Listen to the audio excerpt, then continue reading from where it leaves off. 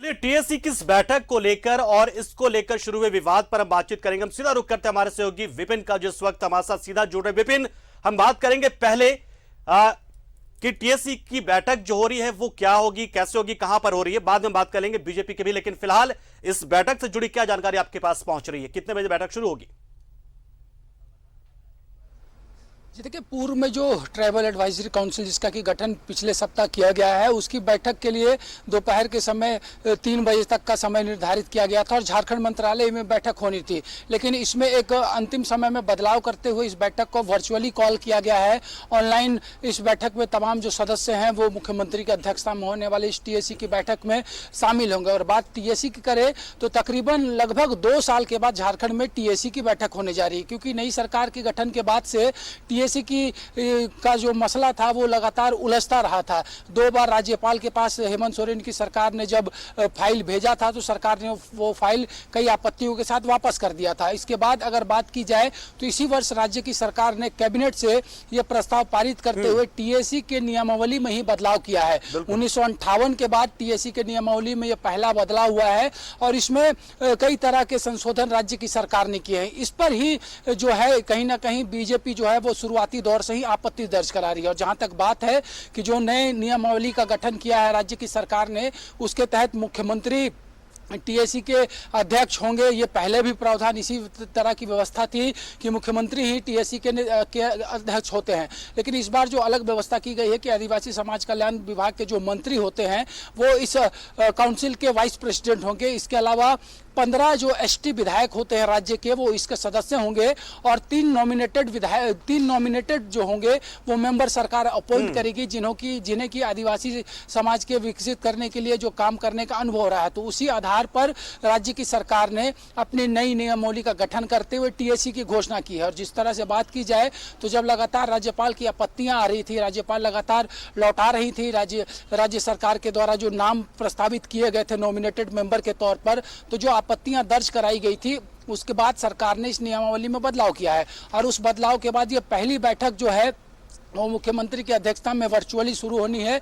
और जो जानकारी मिल रही है कि मुख्यमंत्री अपने आवास से ही इस बैठक में ऑनलाइन जुटेंगे और जो तमाम सदस्य नॉमिनेट किए गए हैं, जिस तरह से अभी कुल स्ट्रेंथ 19 का है। हालांकि टीएससी की बॉडी जो है वो 20 सदस्यीय होती है, लेकिन अभी मनोनीत सदस्य में एक व्यक्ति का पद जो है वो रिक्त रखा गया है। यह मुख्यमंत्री का विशेषाधिकार है, उस अनुसार वो जो 20वां पद है उसमें भी वो अपनी स्वीकृति देंगे। लेकिन फिलहाल आज पहली बैठक होनी है। बहुत सारे मुद्दे हैं, जिस तरह से बात की जाए ट्राइबल सब प्लान के राशि को किस तरह से खर्च किया जा सके, और क्योंकि ये जो काउंसिल है ये एक एडवाइजरी काउंसिल है जो सरकार को सलाह देगी कि जनजातीय समुदाय के उत्थान के लिए सरकार किस तरह से फंक्शन कर सकती है।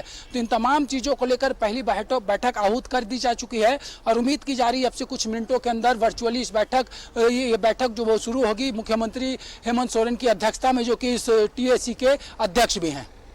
बिल्कुल विपिन, तो जनजातीय समाज का कल्याण हो, बेहतर तरीके से उन्हें संरक्षित किया जा सके, तो टीएससी से तमाम चीजें होंगी। बीजेपी का विरोध अब 2 और चीजों पर भी है, जिसमें कि महिला सदस्य का ना होना और साथ ही प्रिमिटिव जो ग्रुप है, आदिम जनजातीय समाज के ग्रुप का नहीं होने की वजह से भी है। चलिए वो तो उनका विरोध अपनी जगह है, लेकिन अगर बीजेपी के कोटे के विधायक अगर शामिल नहीं होते हैं तो क्या असर पड़ेगा? क्या कुछ असर तो नहीं पड़ेगा इस पर टीएससी की बैठक का? देखिए, टीएससी कई बार राजनीति का एक बड़ा अखाड़ा झारखंड में बनकर उभरा है। चाहे इससे पहले की बात करें तो जब राज्य में पूर्व की सरकार ने सीएनटी एसपीटी एक्ट में संशोधन किया था तो जेएमएम के जो विधायक तत्कालीन टीएससी के सदस्य थे उन लोगों ने टीएससी से इस्तीफा दे दिया था।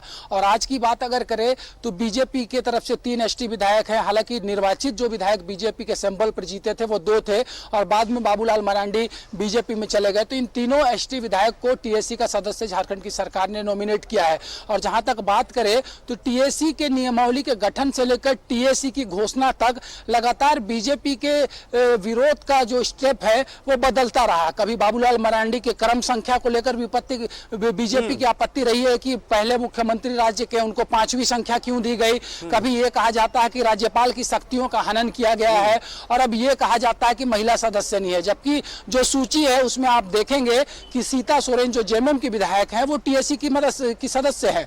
लेकिन इस पर जब बाबूलाल जी से पूछा गया था तो उन्होंने कहा था कि मनोनीत सदस्यों में अगर 20 सदस्य की संख्या ही एक टीएसी में हो सकती है तो ऐसे में महिला का रिप्रेजेंटेशन सरकार ने दे रखा है। और जहां तक बात की जाए तो सरकार ने नए नियमावली का गठन किया है और ये टीएसी की घोषणा जो है मुख्यमंत्री के अनुमोदन के बाद राज्यपाल के सहमति से हुआ है। हालांकि एक राजनीतिक स्टैंड जरूर है। बीजेपी के तीनों विधायक जो टीएसी के मेंबर हैं वो आज के इस टीएसी के बैठक में शामिल नहीं होंगे, लेकिन इसके बावजूद आज के इस बैठक में अगर कोई नीति निर्धारण तत्वों पर टीएसी को अगर निर्णय लेना होगा तो बहुत ज्यादा आपत्ति नहीं होगी क्योंकि अभी जो कुल संख्या वो 19 है और 3 नहीं आएंगे। इसके बावजूद 16 सदस्य अगर बैठते हैं तो ये पूरी तरह से लिया गया हर निर्णय इसमें वैध होगा। बीजेपी ने एक राजनीतिक लाभ के लिए जरूर ये स्टैंड आज अपना लिया है कि जब तक सरकार संशोधन नहीं करेगी तब तक बीजेपी जो है वो टीएसी का बहिष्कार करेगी। चलिए, बहुत बहुत शुक्रिया विपिन इस खबर पर पूरी जानकारी देने के लिए। तो निश्चित तौर पर बीजेपी का विरोध अपनी जगह है जो सियासी है, लेकिन साथ में सरकार जिस तरीके से बैठक करने जाए 1.5 साल बाद, तो जनजातीय समाज में एक आकांक्षा है, एक उम्मीद है कि शायद इस काउंसिल के जरिए उनकी बेहतरी को लेकर कुछ न कुछ फैसला, कुछ नए निर्णय लिया जाए।